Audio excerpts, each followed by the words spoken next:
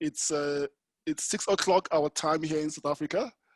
And I appreciate that we've got people from different continents, different areas. So good morning, good day, good evening, wherever you may be. I want to say that thank you very much for everyone who's joined us. We truly appreciate you joining us.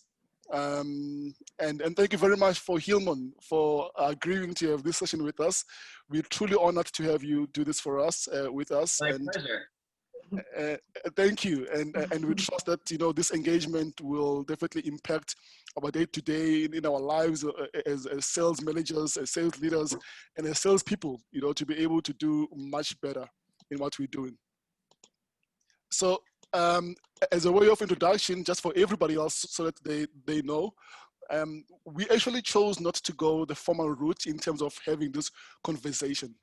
We thought, we've been working with Hilmon for over 2 years now. One of the best ways to work with Hilmon is actually to talk to him a lot.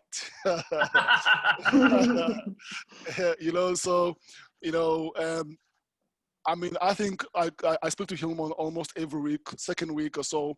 And every single time, we speak to him, we say, Hilmon, what can you do better? If this is happening, what should we be doing? And every single time that we speak to him, there's something of value which we come through, and we go through and speak to our clients, and we seem to be seen as these guys who know everything. And you know what? And to his credit, he has been involved in the sales game for over 30 years. He's been involved in companies that have been, from, as the typical US, from the garage all the way through to being listed as the IPO. So he knows a lot about sales. He's done a few books on sales. I think he's just released his 6th book now, all in the area of sales together with his partner, Corey.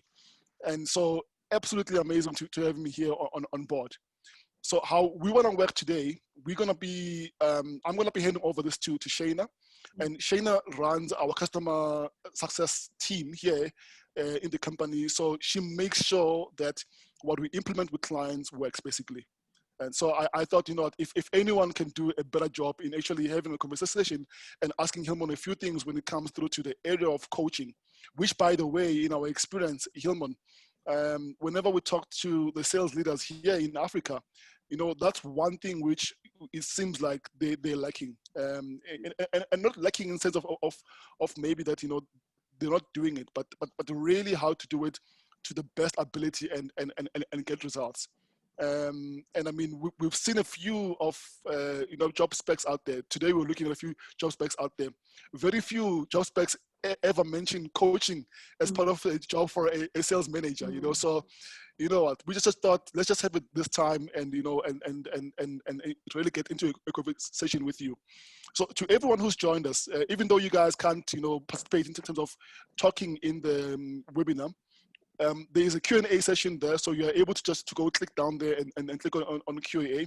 Whatever questions you've got, please send them through to us, and we want to make sure that we can liaise those back to Hilmon, and we will be able to converse with Hilmon, so that whatever you're going through in your own world, at least Hilmon can then get through it and see what he can do with regard to where you are. We already have a few Hilmon, by the way, which we got from our attendees as we were doing a few of these invites, and Shayna will be able to share some of those with you. So Shayna, without further ado, let me hand over to you. Cool. So good evening, good day, good morning, all of the things to everyone. So Hilmon, you've written 5 books on sales. Why did you feel the need to write a 6th one on coaching? Like, I put in way too much work on that book for it to be forgotten. Yeah, that's why we're here today, right? We could never forget about that. Yeah, so I'll answer that question. And first off, I just want to thank you folks over at SEC for having me. And it has been just an absolute pleasure and a highly productive partnership over the last couple of years working with you and the team there, and helping to expand the footprint in Africa with respect to sales and sales enablement and sales management and sales process. And I think it's a global challenge. A lot of the things that you mentioned are not unique to Africa, the things that are happening here in the United States, which is why we write these books and why we have ClozeLoop University and all of these other pieces. I do want to say though that I'm very upset at Spoo right now because I can't believe you just outed my age by saying I've been at this for 30 years.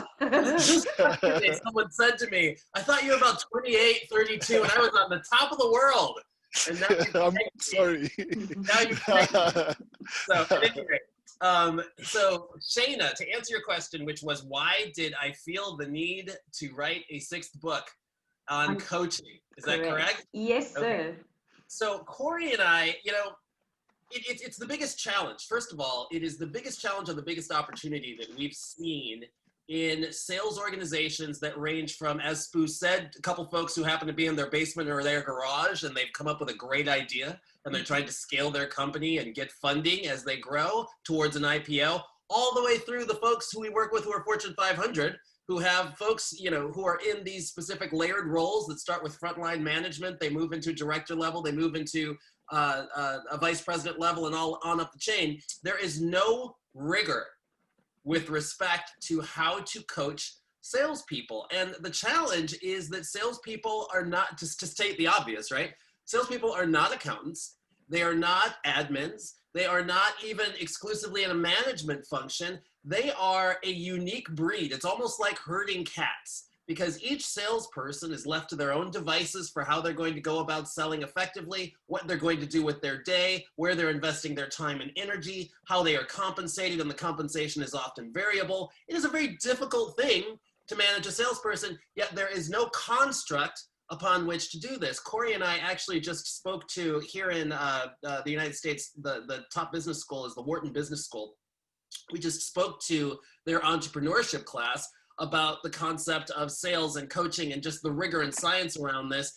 And all throughout their academic career, they've had nothing with respect to how to coach salespeople. So we wrote this book intentionally. It's been in the works for a number of years, but we had to release a methodology first. We had to release how you hire people first. And now we're like, okay, now that you've got folks in the organization and you've got folks trained on a methodology, now you're in position to be able to coach them effectively towards their highest level of individual performance and the highest level performance of the team. So we really see this idea of coaching as the least expensive, you know, the lowest friction, highest impact with immediate reward activity that an organization can do to up level. You're not buying systems. You're not investing more money. You're not running out and hiring more people. You're making the people who you have today better at their job by utilizing and leveraging a system that enables them to do so. So that's why we wrote the book, is to offer folks an opportunity to understand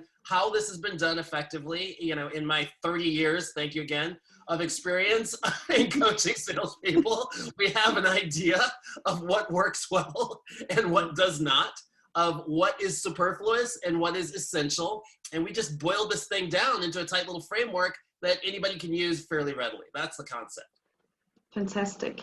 And as we know, managers are pretty swamped, right, on a day-to-day basis of their activities. So how does then coaching and the framework that you're referring to, first of all, empower their teams to hit their numbers and be successful, and also create success without packing in extra hours of more work for a manager to put into their day, so that they are touching on that? Yeah, so I love the question. The biggest challenge, and this is why, you know, this is one of our thinner books.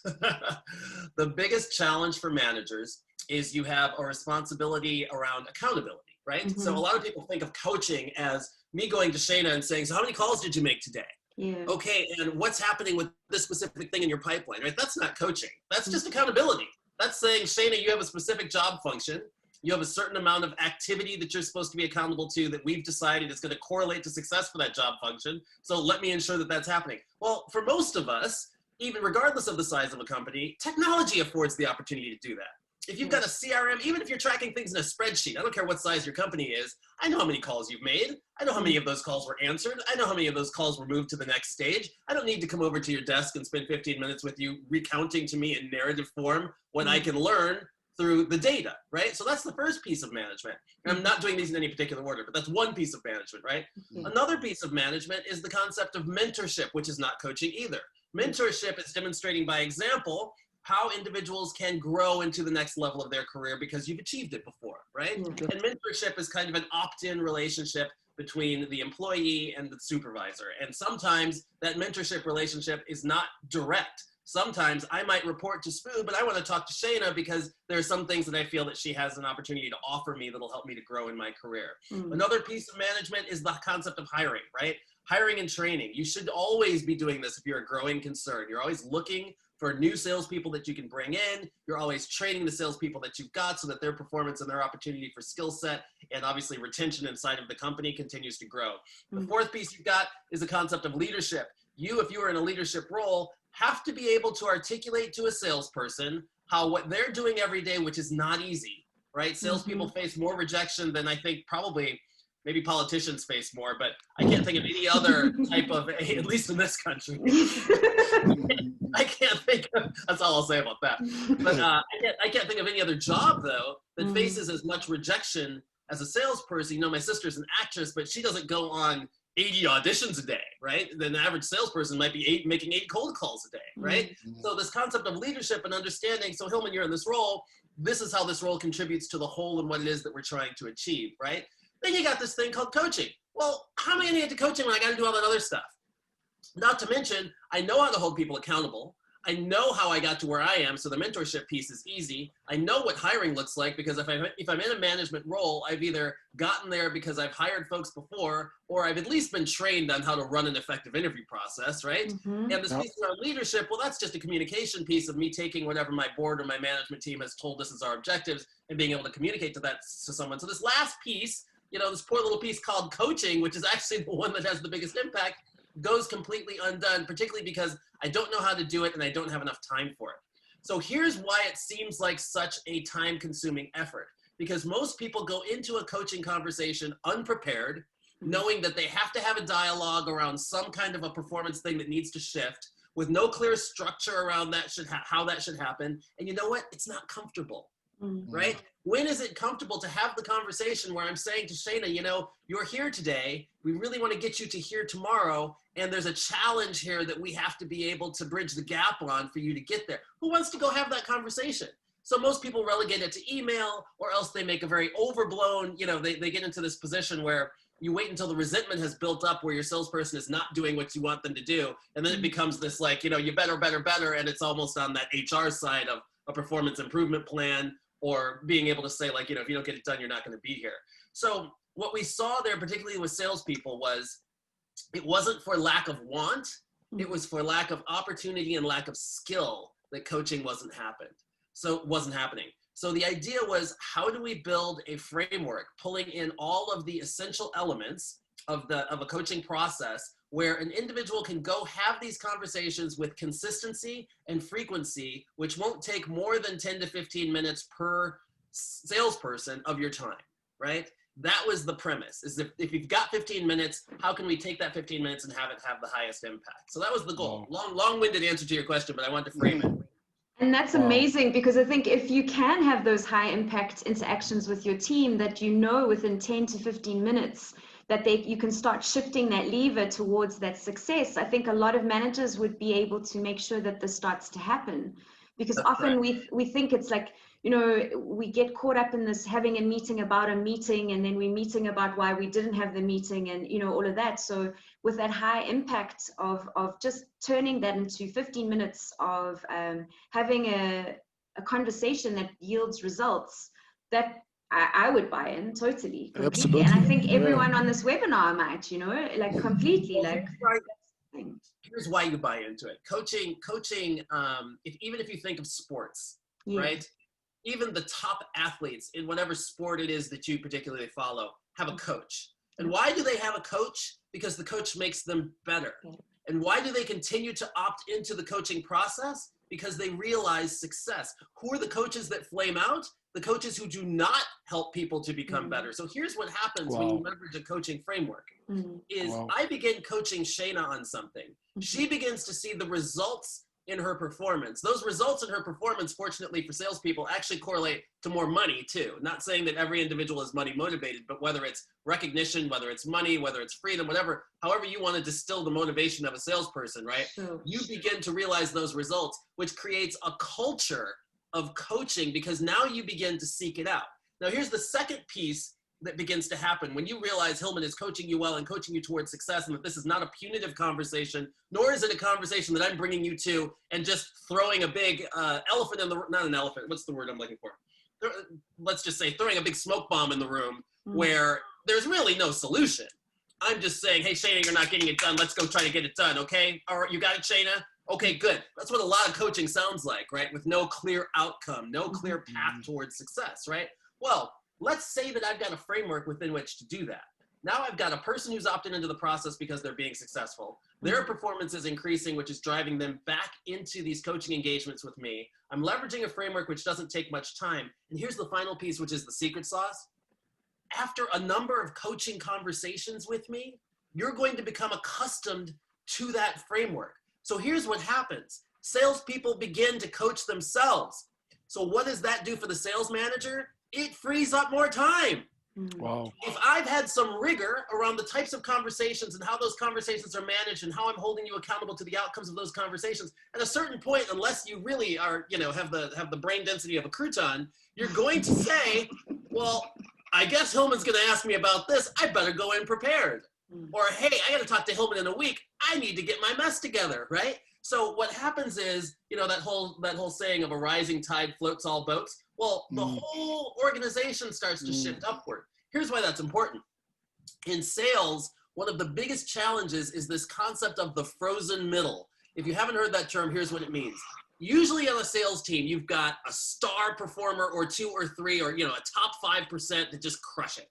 They're just awesome. And don't you wish that everybody was just like those people? Yeah. You try to hire for them, you try to clone them, you're asking them to have babies and get those babies growing really quick. You just want that top performer, right? You got those people. Then you got these people down at the bottom. I'm trying to stay on the frame here. You got these people down on the bottom who, hopefully you're moving out of the organization. If you're not, shame on you. But the people who are not performing, and they're consistently not performing. They might be lovely people. They probably bring cake for everybody's birthday, but they're really not getting it done on the performance spectrum. But here's the problem. You have this concept of the frozen middle, which is where the bulk of salespeople lie, which is, yeah, Spoo has great months and then he falls off, but then he'll pull it together. And then toward the end of the year, he loses energy. But gosh, he comes out in January. It's just these peaks and valleys, peaks and valleys, peaks and valleys. You can't get rid of them because they're contributing to revenue, right? And they're just kind of average. Well, how do you raise that whole group up an echelon? It's through coaching, right? Wow. That's exactly how you do it. And how? Because obviously we know high performers are easy to coach, but underperformers, and that's that frozen middle that you're talking about, how do we help them in our 15 minutes weekly increment meetings with our person? How do we manage to make that shift start to happen? Okay, so the way to go about this that we've seen most effective is that there are 5 essential elements to a coaching conversation. A couple of those elements you're doing on your own. So because if you're not familiar with ClozeLoop, and I'm speaking to the group, right? If you're not familiar with ClozeLoop, we are huge fans of acronyms. All of our frameworks tied to an acronym, which is directly correlated to the activity that it's supposed to support. The reason for that is because it is the easiest way to remember a large body of information in a way that you can utilize with frequency, that your entire organization can understand, and that you can reinforce with some level of accountability, right? That's why we use acronyms. So the coaching acronym, guess what the word is that we use for the coaching acronym? Coach. Coach? Wow! It's like we're on a 1980s game show. Ding, ding, ding, exactly, right? So the coaching acronym is utilized in this way. The first 2 things that a sales manager must do to effectively coach is number 1, the C, which is identify the challenge, right? A lot of times sales managers go into a conversation with their salesperson and they've identified something or a couple things, and I'm going in, and I'm sorry, I keep picking on you, Shayna. I go in to have a conversation with Shayna, and I'm going to say, I'm not seeing enough calls, and the calls that you're making, you're not starting off with a way to interrupt the pattern of sounding like a salesperson. You're not getting really clear next steps. It doesn't sound like you're really uncovering pain. It's like, wow, you just hit me with a fire hose. Now, I'm just demoralized. I'm not motivated. This is not helping my improvement. And then I'm patting you on the back and going, so go fix those things, okay, Shayna? And you're like, yeah, sure, you just want to get out of my office, right? Yep. So the onus is on the sales manager to identify the single challenge that is the lowest hanging fruit with the highest value opportunity. Okay. To be able to move the needle for the salesperson pursuant to what the company is trying to achieve. So in that same example, yeah, maybe Shayna's not doing enough activity, maybe she's not getting next steps, and maybe she doesn't interrupt the pattern, but actually she's getting on the phone with people. The biggest challenge she's got right now is uncovering pain so that those people she's actually having conversations with convert on down the line to discovery or demo, or whatever happens to be next in my pipeline, right? I mean, in my sales stages. So I'm only going to talk to Shayna about the challenge of uncovering pain. I'm not going to throw 40 things at her because nobody can manage that, right? So again, identifying the single challenge. And these challenges could be a mindset challenge. It could be an activity challenge. It could be a skill set challenge. If it's a skill set challenge and you've identified it's a skill set challenge, then you've got to move to the realm of training, because you cannot coach someone on something they have not been trained to do. Absolutely. I'll say that again. You cannot coach someone on something they haven't been trained to do. It's unfair and it's unreasonable, right? So you've made that determination. You've identified the challenge. That's the C. Again, you're doing this on your own. You're not doing this in conversation with your salesperson. The next thing you're doing on your own is you are identifying what is the outline, the path for success. How do I outline how I'm now going to get Shayna, who's having trouble uncovering pain on calls, to be able to uncover pain? Well, I know she's been trained on it because we put her through the university and she learned how to do it. She actually was doing it fairly well a few months ago. Maybe she's just kind of lost sight of how to do it effectively. So I'm going to work with her. The outline of the path to success is to ensure that she understands the pain questions for my company, and also that she knows how to ask them effectively. And knowing how to ask them effectively involves doing some role play with me a couple times per week. And then I'm going to listen to a few of her calls, or I'm going to sit in on a couple of her calls and see if she's able to ask 2 pain questions on every call. That's in my head what I think a path to success would be to get Shayna back on the rails of asking pain questions. Now I'm ready to go into the conversation with Shayna because I've understood clearly what the challenge is. I understand fairly clearly what I think the path to success should be. Now I need to create buy-in, and I need to use a questioning methodology like anybody would in sales to get Shayna to opt into this activity on her own. I am not going to be doctrinaire and say, Shayna, you got to do this, you got to do that, you got to do the other, because you can do that once or twice. At a certain point, now you're taking all the responsibility as a sales manager, and this is when you stop coaching, when you feel as though you're the person who's bearing the brunt of the responsibility, and you're carrying the backpack of everybody on your sales team around the office every day. That's when resentment builds, right? I'm not going to be responsible for you. You be responsible for you. I'm going to guide you as to what I see as the issue and where you need to go and how I think you should get there, but the onus is on you to get there, right? So I pull Shayna into the office. I start talking about this issue that I've uncovered. I've got some evidence around it. Hey, you've listened to a few of your calls. It seems as though you're doing this feature and benefit thing. What's the problem with doing features and benefits? Right, yeah, it's not very, it doesn't help to differentiate us competitively. Also, at the point at which you're trying to assess a value and a price to this conversation, they're opting out and saying, let me go think about it. I think we should talk about pain. Do you remember how we do pain? You've opted into this. Now, the A in coach stands for the action plan. So once we've got an agreement around this, I'm going to say, so Shayna, what do you think you could be held accountable to do to be able to move the needle on this? Now, I have an idea in mind because I've already outlined a path to success. That doesn't mean it's the only path. I just cannot go into a conversation without a path. But what's more ideal is for Shayna to come up with the way that she thinks she's going to do it. And it's just like children. I got 2 kids, right? When my child is doing something that is behavior that needs correcting, I go, so son, what do you think should be the consequence of this action? What do you think you should be able to do differently? What he comes up with is wildly more draconian than what I would have said. He's like, I think you should probably take my screens for the next 2 weeks. And I'm like, yeah, sounds good. If that's what's going to get you to do the thing, then that's just fine by me. right?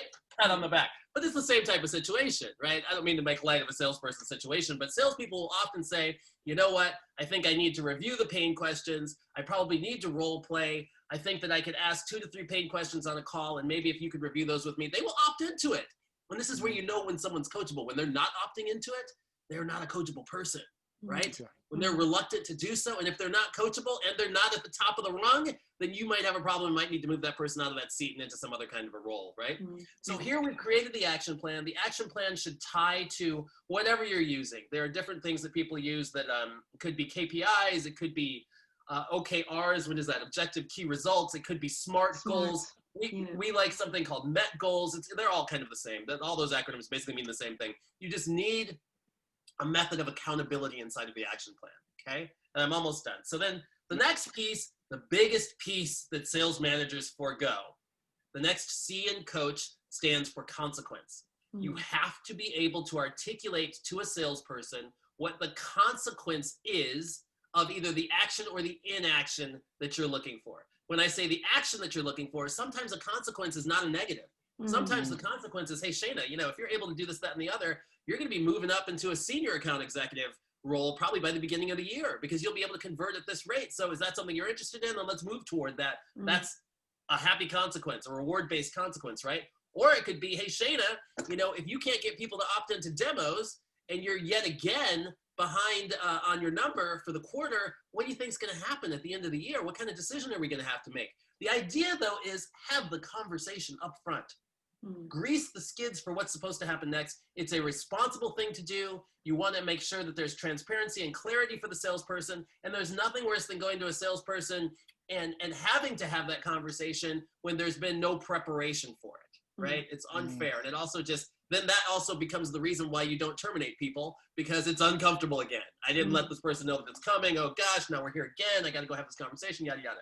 Okay, finally, the last piece is holding accountable. That's the H. Hold accountable. Here's the piece. You've got to be able to create mutual accountability. What I mean by that in this conversation with, you know, the pretend Shayna, I have to say, so Shayna, what can I expect of you? And she's going to say, I'm doing this action. I will provide you with this amount of feedback. I'll provide you with an opportunity to listen to this number of calls. And that's the activity that I can be held accountable to. Remember, you're only holding people accountable to the things they can control. It cannot be, I will close X number of business because you can't control that. You can't make someone just give you money, right? The second piece of this, though, that's so important is that the manager then has to say, so Shayna, how can I help you to succeed? It's dual accountability because the manager cannot just go away and disappear. One of the biggest fallibilities in a sales coaching conversation is that the manager will plant this seed, will have this agreement plan, and then just like we said earlier, the manager gets busy and either pushes the meeting, or we're supposed to meet on Friday at 9. You know, Shane, I'm really busy. I'm closing this other deal with Spoo. Is it okay if we talk sometime next week? Kicking the can. Well, what do you think the level of the salesperson's accountability is going to be the next time?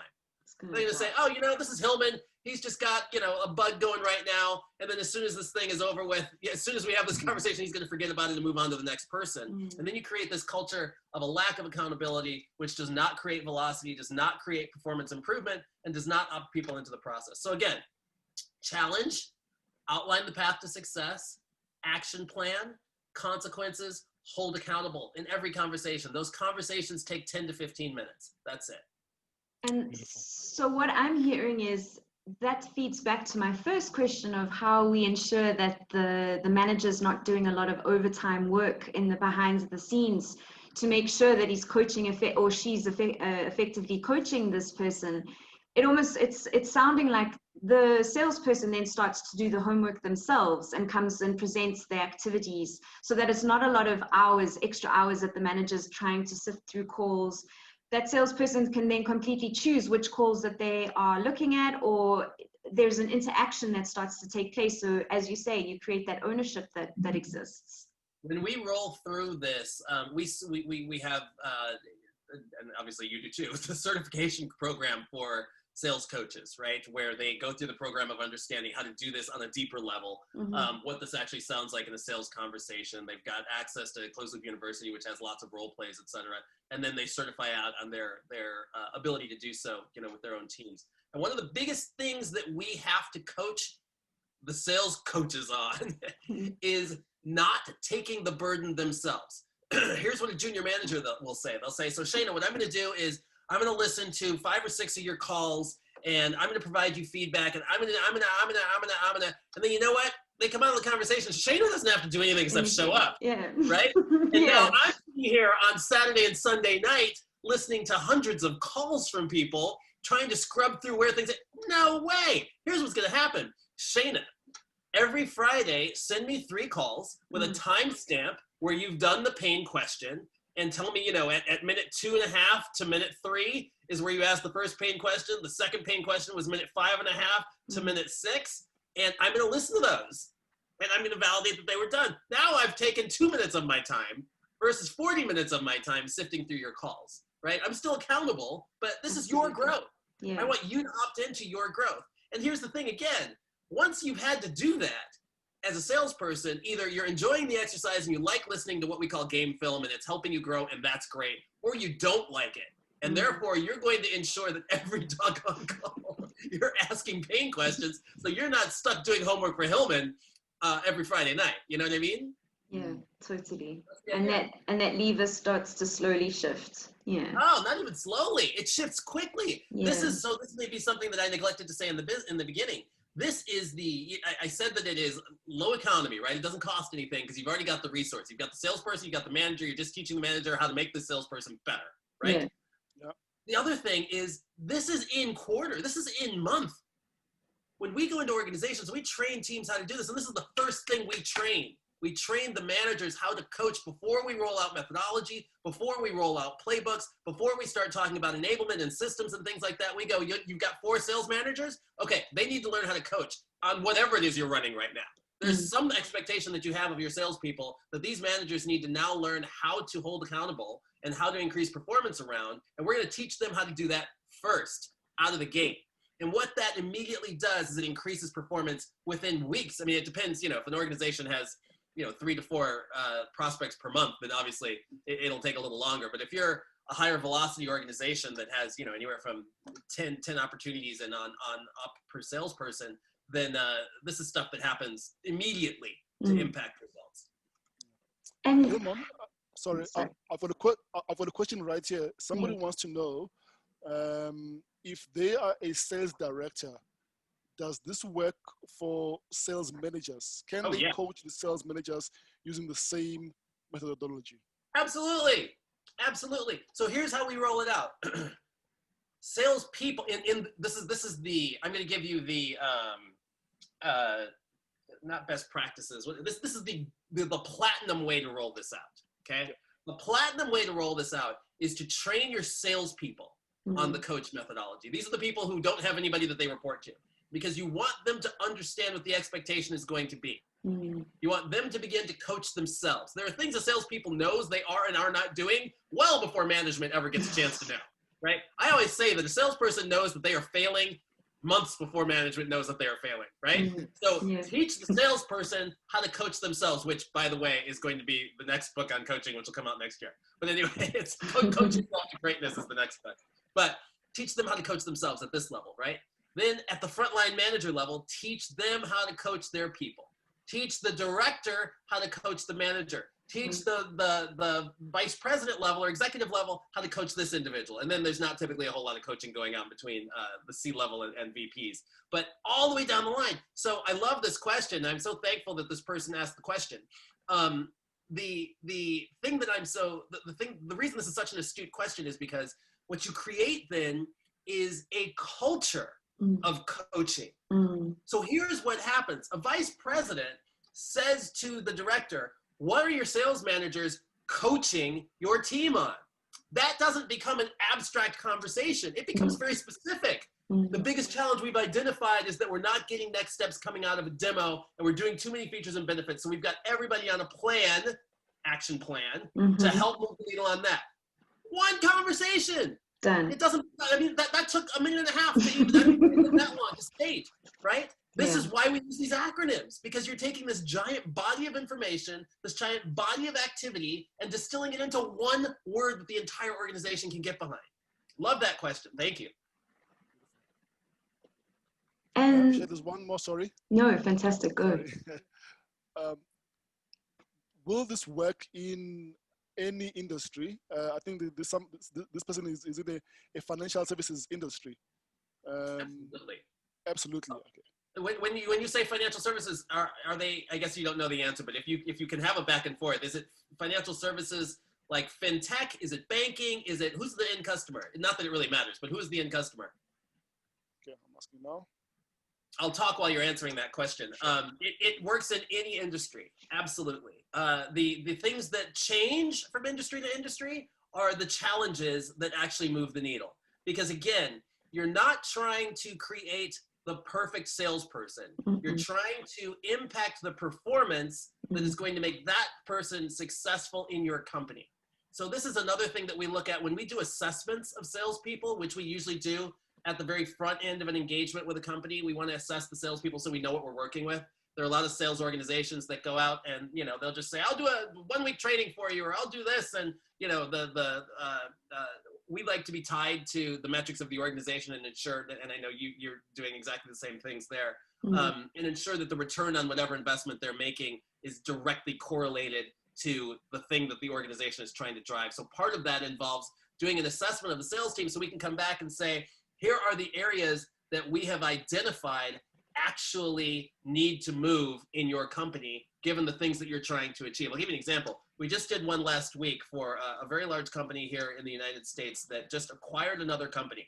And the larger company is doing great. They've had, you know, they've worked with us for a number of years. They acquired another company that has had some legacy systems, some legacy salespeople that haven't had a lot of training. They have a lot of subject matter expertise. They don't have a lot of rigor around how to go about selling as a system versus just telling people all the good stuff that you know about your industry, right? And so we did an assessment there, and what we found out was surprising. They came to us saying, we need to learn how to, we got to teach these folks how to close. By the end of the year, we got to do a closing thing. We're like, okay, well, let's do the assessment and see what the assessment says. The assessment came back to say that the biggest challenge this whole organization has is that they don't have comfort talking about money. So the reason deals stall is because they're hemming and hawing about how much it costs and where they're going to get the money from and this type of thing. And they don't like having that conversation. So they move it down the line, or they're sending emails back and forth. All we got to do is train these people how to have more effective conversations, business level conversations about money, bracketing that our costs could be from here to here, and being able to roll that out to a company. Then what is management going to do now that they've assessed this already and understand this is an issue with their company? They're going to coach based upon that piece of training, right? Yep. You can't do it until they've been trained on how to do something differently, right? But then you can coach people to help them be more successful with respect to that. So anyway, I'm not sure I answered the financial services question, but absolutely any industry. The challenge is the only thing that's going to differ from industry to industry. Okay, super. Yeah. So I mean, they sent it through to my chat. So I was asking them now if they can test on Q&A to see whether the Q&A function works. But they work for an individual financial services, so they sell, I suppose, insurance from what I saw. Oh, absolutely. Yeah. We've worked with bunches of insurance firms and bunches of wealth management firms, Morgan Stanley, lots of them, yes. Perfect. Okay. Absolutely works there. Yeah. Okay. The only thing you have to do in any industry is to be able to understand what are the most critical functions. And this is where, you know, an SEC or our organization really comes into play. What are the most critical functions of the salesperson to create velocity, to create value, and to create urgency, right? Yeah. How do we do those things? And then you coach towards those things. Okay. Yeah. Cool. Shay, back to you. I just wanted to find out, you spoke about, you know, the mindset, the activity, and the skill set. And obviously skill set we can identify and we can help with that if it's a training situation. And activity, well, then we can take accountability and talk about specific steps to get there. Sure. What would you recommend? How, as a manager, do you help shift someone's mindset if they are sitting in quite a underperforming kind of state of mind at this point in time? So this is the biggest challenge, and it might be a lengthier conversation than this one allows for. But the biggest challenge with mindset, most people believe that you can change a mindset by just telling someone something different. I'll give you an example. Cold calling. right? Not many salespeople like to make cold calls, Nope. right? Nope. We can get into all the psychological reasons why, but often people feel as though the rejection is a personal rejection. It's just uncomfortable calling someone cold and trying to sell them something. They don't know how to necessarily look for pain, rather than saying, hey, thanks for taking my call. I really only take a minute, and I just want to know if we do this. It just gets really uncomfortable unless you have some training as to how to do it. But let's just say cold calling, for instance. So a salesperson could have a mindset that cold calling is ineffective in 2020, that cold calling doesn't really work for my product because no one's going to buy my product over the phone. Cold calling is uncomfortable. All these things are mindset. These are not true. The first thing to understand is that they are not true. They're just true to you, right? But here's the thing. Managers will come in and they'll say, so, Shana, cold calling is the thing. You got to do it. It's going to be successful, blah, blah, blah, blah. And Shana's not going to do anything different because you can't shift a belief system that way. I'll give you an example. Did you guys read in the newspaper last Thursday where, I'm not sure this was news in wherever every individual lives, but it should have been. It was huge news. But one of those giant telescopes actually identified that the Earth is flat, and it is not round. Like, they're up there, that whole thing that happened on the moon where they found the water and everything else, that other thing that landed on the satellite, they actually, while they were up there, realized the Earth perfectly flat. All this time we thought we were in the spherical Earth, and it's not. Now, everybody here is like, what is wrong with this man? But here's the other thing I'll tell you. Nobody on this call or webinar has been to Mars to see any differently, have they? Yeah, totally. So why do you think the Earth's round? Just because somebody told you to, right? But it's your belief system. And I am not going to shift your belief system by just telling you the evidence or the facts that NASA or some other space agency found out about. It didn't work that way, right? Because you believe this and you're holding on to it. Well, on a much smaller level, but equally impactful, we hold on to the belief that cold calling does not work, right? So how do you shift a mindset on cold calling does not work? You don't just go, cold calling works. No. It's done, right? Instead, what you have to do is realize that the mindset is influenced by previous results and it's influenced by activity. So an action plan for someone who's got a mindset that cold calling doesn't work is, number one, I got to be sure the skill set is there. Have I trained you on how to do a cold call that doesn't sound like, hi, Shana, it's Hilmon from ClozeLoop. How are you doing today, right? That ain't going to work. You're right in that situation, right? If I've trained you and you're still not doing the activity, then what I need to do is just get you doing the activity. Yeah. I need to get you trying it, right? That action will correlate to some kind of results, or I wouldn't have you doing cold calling, right? Yeah. Once you've gotten some results, that begins to impact your belief system and your mindset, and then you create more supportive beliefs around what that thing is. So that's the shift for management. This is why we take the challenge offline. I can't work that out in a conversation with you. No. Here's the thing. All this offline work becomes redundant at a certain point. The organization is not changing. Your customer is not changing that significantly. The challenges that you're facing are not changing that significantly. Once I've done it with Shana, I know I'm going to hire somebody 3 months later that's got the same issue Shana had. So I'm going to run the same playbook.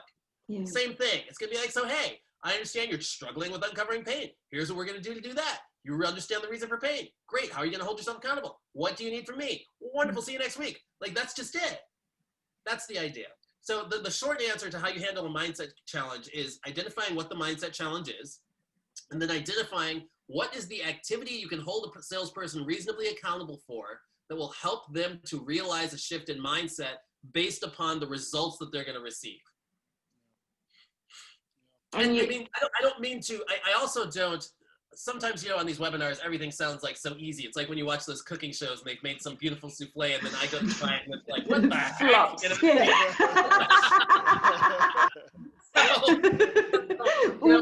It's great. The book is great. It gives a lot of context. It's written as a parable, and it's written that way for a reason, because it allowed us to get inside of the minds of the people and what they're going through and what they might be challenged with and why they might be reluctant, this, that, and the other. I'll tell you, the book gives you lots of context. It is much better to have a coach to learn how to coach. There's a reason why in most sports, the top coaches have been assistant coaches somewhere else. You know what I mean? They've sat at someone's knee and she's learned from her head coach this is how I do it. And then she becomes a coach, right? Like there's a reason that things exist that way. So I strongly recommend, again, the book is great. I'm not underselling the book, but I also don't want to make this sound as though you should be able to just hop off this webinar and go do it. So Hilmon, I have a comment here. Yeah.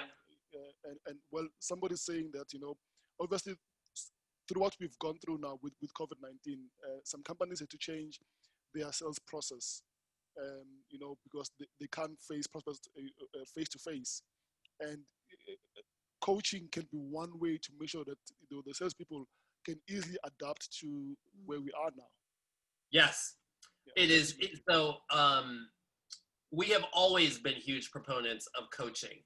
I will say that the receptivity to that message has increased, not to exaggerate, probably tenfold over the course of the last 7 to 8 months, because you cannot do, the term MBWA, management by walking around.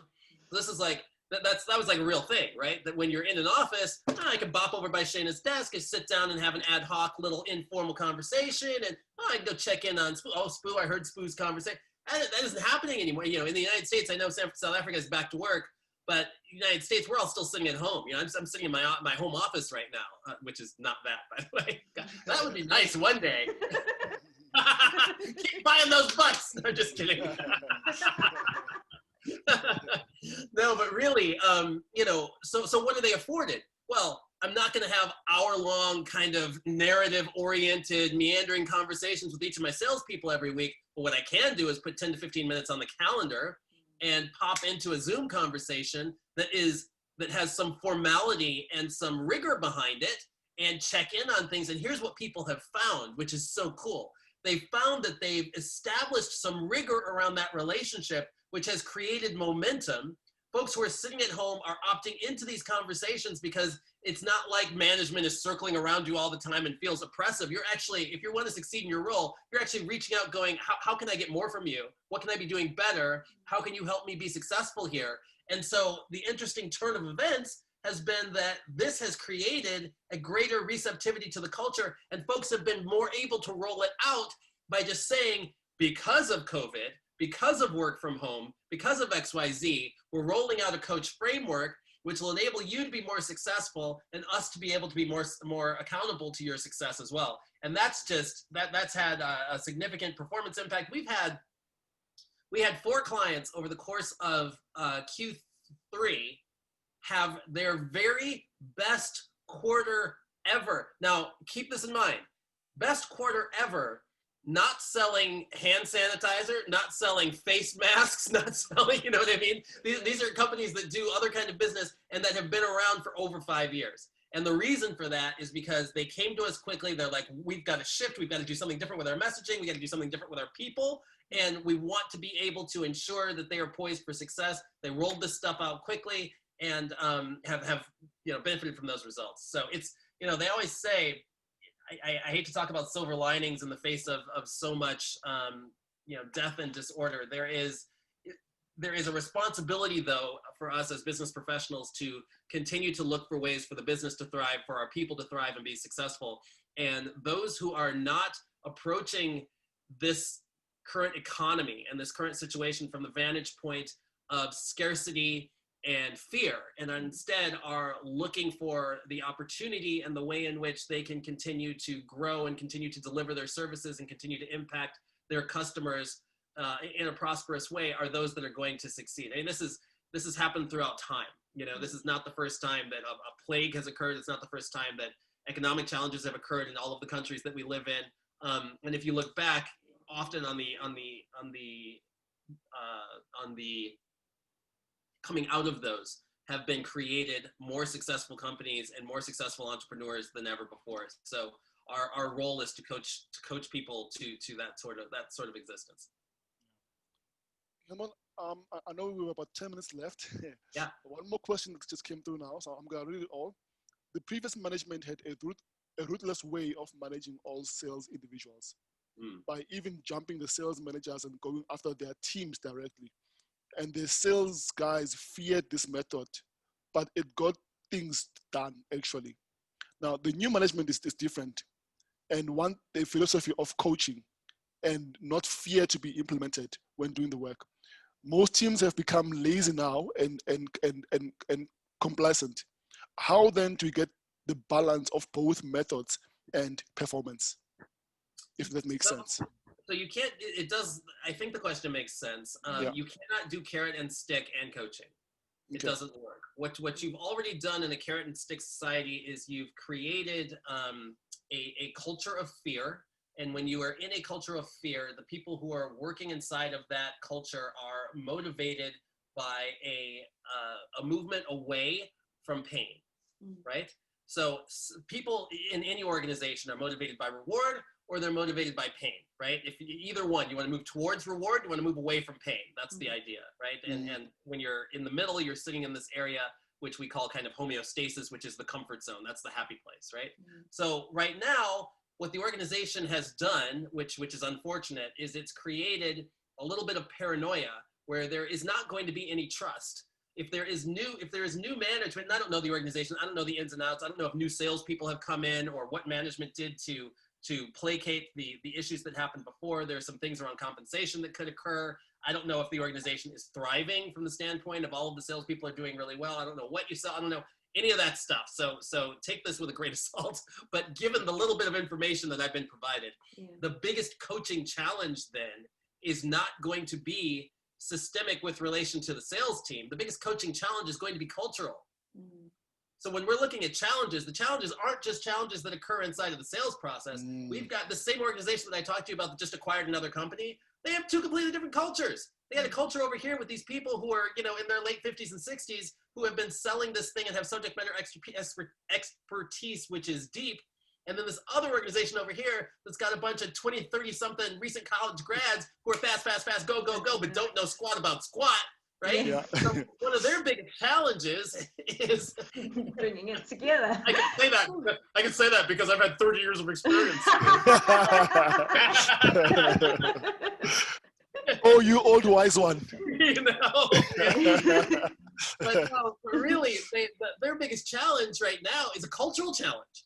It's how do I blend these two cultures where these people are over here like, these guys don't know anything. These people over here like, these guys can't even use a mouse. You know what I mean? And it's like, how do I do that? So when we're talking about coaching in that organization, the coaching is not on the specifics of the sales process. The coaching is how do I create activity that allows for this organization to come together and to thrive? And then what am I doing to hold each individual accountable to that activity so that they partake in that? Because otherwise, this company is not going to be able to grow. It's going to be two different silos and it's going to be difficult to manage. So the one thing that I would say again, and this is not a direct answer and I don't have a fix-all for it, and Spoo, you and I have talked about these kinds of challenges before, so I would encourage this individual to have an offline conversation with you and Shayna to really learn about the details of their management, because I know you guys have coached some companies that have had some challenging culture changes and helped them to evolve to being more successful sales cultures. So that's the piece I would direct this individual to do. But at a high level, keep in mind that a challenge that can exist for a company need not only be a sales skill specific challenge. The challenge, and this is why I say that this can work in any type of an organization, the challenge is the challenge, right? Yeah. Okay, one more question. And then so here, mindset, activity, skill set, this is a mindset challenge. Yeah. Right? This is a mindset challenge. So how the mindset challenge here is, how do I get people to perform without having to lord over them with a carrot and stick? Right? So part of that is outlining the path to success. Well, what is the path to success for me as management? Is this even a coaching conversation, or is this something that, to that other person's question around, does this work director level, vice president level, et cetera? Is this something that a vice president is now holding a director and his or her manager accountable to help shift the culture in a way that's more productive and long-term sustainable? You see what I mean? So this works as a thread throughout the company. Super.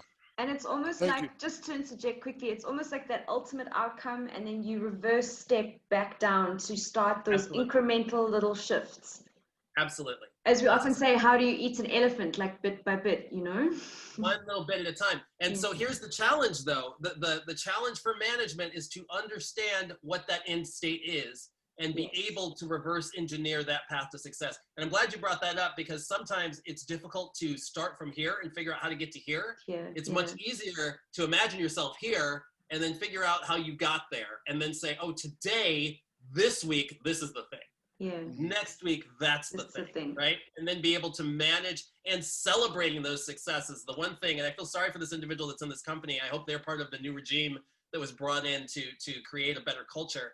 But one of the easiest ways to incrementally shift this, the paranoia that could exist or that fear-based culture, is to begin to celebrate successes and to be consistent in identifying and rewarding and creating a culture that is responsive to success and reward as opposed to punitive and pain-based. And as you begin to do that, folks will begin to shift to that direction and realize, hey, what's being recognized here is the good stuff. So I want to be in that group. And I would not be surprised in organizations like this. Sometimes there are people who actually prefer to be managed that way and they'll opt out. You know, you might see some turnover there, and I don't think that's necessarily a bad thing. Hilmon, how do you drill down to the real challenge?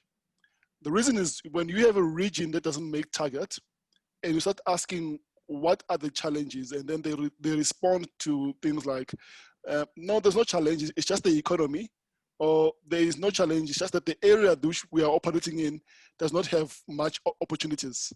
Yeah, that's called a lack of accountability. That's something that we assess for in a sales assessment. You know, unless you are a $100 billion firm that is affected by this economy, if you're an individual salesperson with less than $100 billion quota, then you should be able to sell something. Here's what I'll say to that. I began this conversation, Shana asked the very astute question, which was, why after writing 5 books did you write the 6th book? And my answer to that question was, because for that 6th book to be relevant, we needed to write the books around sales process, the books around sales methodology, the books around how to hire effectively, right? Remember me saying that? Okay, here's the answer. I love whoever asked this question. This is a perfect little softball to end the conversation with.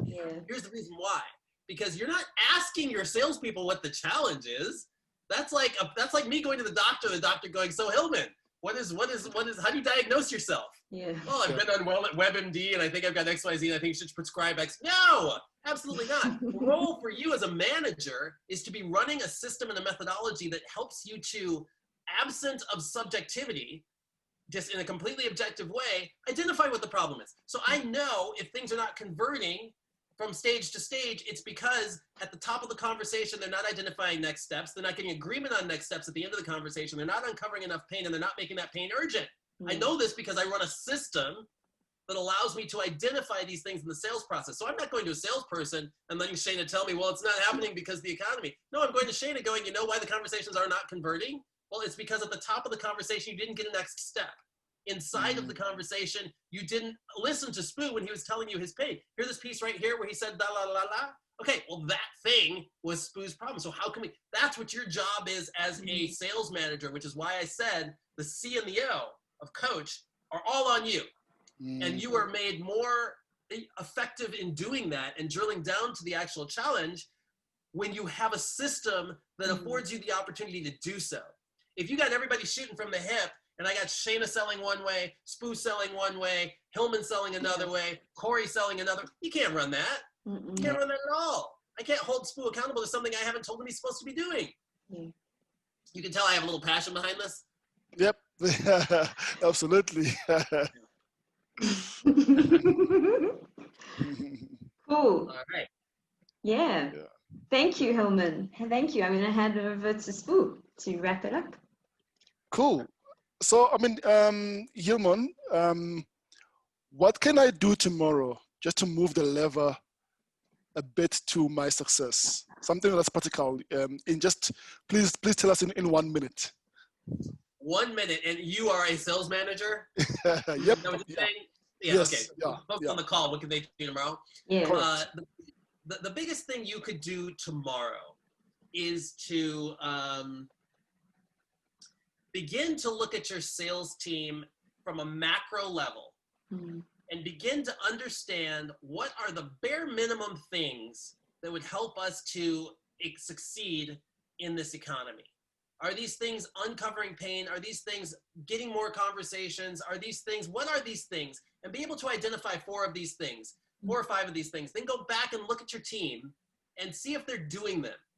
If they're not doing them, then identify whether or not they have been trained on how to do them. There's a lot of retraining that's been taking place over the course of this COVID time because there are folks doing things that they were not doing before. And they're working from places where they were not working before without a lot of oversight, right? So be able to take the things that you've identified, 4 or 5 things that are key for your success and your sales process with your sales cycle and your marketplace. Identify whether your team is equipped to do those things. And if they are equipped, find ways to coach them towards the one thing for each of them that's going to make them successful. Great stuff. Hilmon, thank you very much for your time. We truly appreciate it. It's my pleasure. I appreciate you having me. Thank you very much. So to everyone, what I'm going to do, I'm just going to share quickly. I think you will find it now. I'm going to share quickly the link to Hilmon's book to everyone, because people are asking me where they can find the book. It's on Amazon at the moment. But for those that are here in Africa, please just get in touch with me or Shayna on LinkedIn. We'll be able to send you a copy. We've got a few copies already that are coming through on our way this side. And I wanted just to say, you know, obviously Hilmon mentioned that there's a lot of guys here who might want a bit more time, you know, just to for your own company, where we can get to understand exactly where you are and what exactly you can do. Again, on LinkedIn, please find us. We don't mind doing it. We'd love to get in touch with you and just see how we can with you guys. And guys, now we'll be coming up in the next 3 weeks, 4 weeks. So look forward to you guys. I think we're losing Spoo, so I'm going to take over. Yeah, we will send through the link afterwards. Please get in touch with us, and also look out for the new book, The 5 Secrets of the Sales Coach. And thank you for joining us. There it is. There it is.